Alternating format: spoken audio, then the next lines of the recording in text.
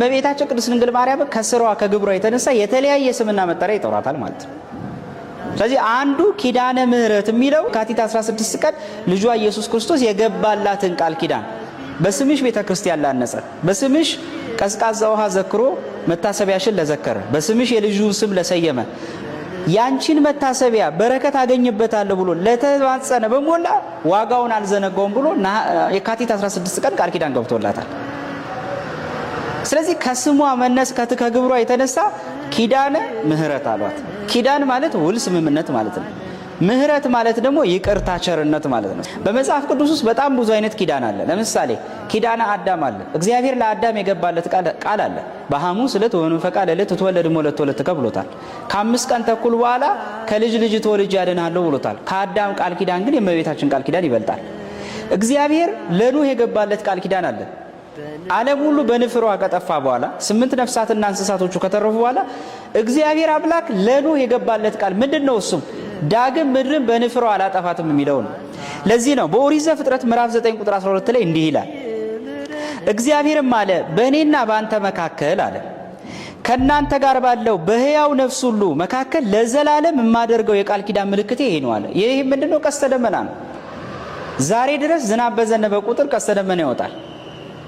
ያ ቃል ኪዳን ዘላለማዊ ነው፣ የሚሻር ቃል አይደለም። ለድንግል ማርያም የገባላትም ቃል ኪዳን የሚሻር ቃል አይደለም። ስለዚህ ብዙ አይነት ቃል ኪዳን በመጽሐፍ ቅዱስ ተገብቷል። ለምሳሌ ቃል ኪዳኑ ግን ለኖህ ብቻ የገባው አይደለም። ለአብርሃም ቃል ኪዳን ገብቷል፣ ለይስሐቅ ቃል ኪዳን ገብቷል፣ ለያዕቆብ ቃል ኪዳን ገብቷል። ለዚህ ነው እስራኤላውያን እንኳን ከባርነት የወጡበት አንዱ ምክንያት ስለ ጽድቃቸውና ስለ በጎነታቸው አልነበረም። ከግብጽ ባርነት ያወጣቸው እግዚአብሔር ስለ አብርሃም ስለ አባቶቻቸው ስለ አብርሃም ስለ ይስሐቅና ስለ ያዕቆብ እንደነበረ መጽሐፍ ቅዱስ ይናገራል። በኦሪት ዘጸአት ምዕራፍ 2 ቁጥር 24 ላይ እንዲህ ይላል እግዚአብሔር ለሙሴ፣ እግዚአብሔርም የለቅሷቸውን ድምፅ ሰማ፣ እግዚአብሔርም ከአብርሃም ከይስሐቅ ከያዕቆብ ጋር ያደረገውን ቃል ኪዳን አሰበ ይላል። ህዝቡን ነፃ ያወጣው ስለ አብርሃም ስለ ይስሐቅ ስለ ያዕቆብ የገባውን ቃል ኪዳን አስቦላቸው ነው። ዛሬም የድንግል ማርያምን ቃል ኪዳን አስቦ ይምረናል። ዛሬም የእናታችን የድንግል ማርያምን ቃል ኪዳን ሳይዘነጋ ስንማጸናት ዛሬም ቃል ኪዳኗ ይሰራል። አብርሃምና ይስሐቅ ያዕቆብን ቃል ኪዳን ልመናና ጸሎት ዘምቶ የነሱን መታሰቢያ ሳይዘነጋ ህዝብን ከባርነት ነፃ ካወጣ ዛሬም እግዚአብሔር ስለሷ ብሎ ነፍሳትን ይመራል። እና አንዱ መጽሐፍ ቅዱስ ላይ የምናገኘው ብዙ አይነት ኪዳን አለ። ሌላው የምንመለከተው በመጽሐፍ ቅዱስ ውስጥ በኦሪት ዘዳግም ምዕራፍ 7 ቁጥር 9 ላይ ተጽፎ የምናገኘው ቃል አለ። ምን ይላል? አንተም አምላክ እግዚአብሔር እርሱ አምላክ እንደሆነ ለሚወዱትም ትእዛዙን ለሚጠብቁ ቃል ኪዳኑንና ምህረቱን እስከ 1000 ትውልድ ድረስ የሚጠብቅ የታመነ አምላክ እንደሆነ ወቃል።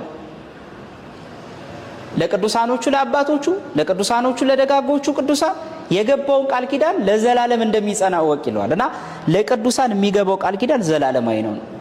ለዚህ ነው መጽሐፈ ምሳሌ ምዕራፍ 11 ቁጥር 21 ላይ የጻድቃን ዘር ግን ይድናል አለ።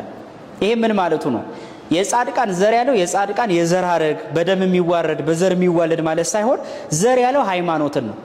የጻድቃንን ሃይማኖት ሃይማኖቴ ነው ያለ በጻድቃን ጸሎት የተማመነ ይድናል ማለቱ። ስለዚህ ያለ ሶሎሞን የጻድቃን ዘር ግን ይድናል አለ።